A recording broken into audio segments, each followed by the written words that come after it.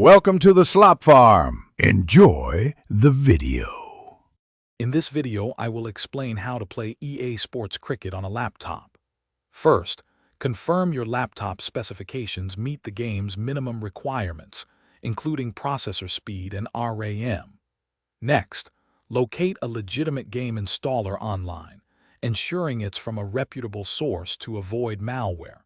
You might need to use compatibility settings or a virtual machine for older operating systems. This initial setup is crucial for a smooth gaming experience.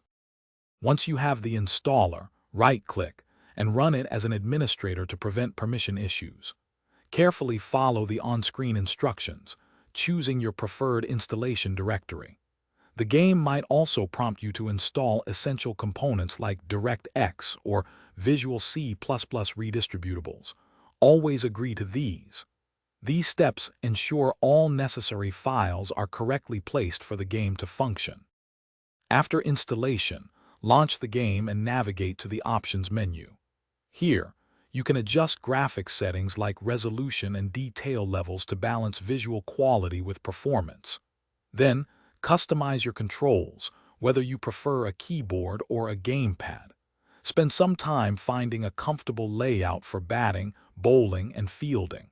Remember to save your settings before jumping into a match. If you face issues, first update your graphics drivers. Outdated drivers are a common cause of problems. If the game crashes or shows errors, try running it in compatibility mode for an older Windows version. For those looking to improve their financial literacy, a fantastic resource is The Simple Path to Wealth *. Check the description below for a link to this book and other great deals. Enjoy your cricket. Thanks for watching. Consider subscribing if we helped you today.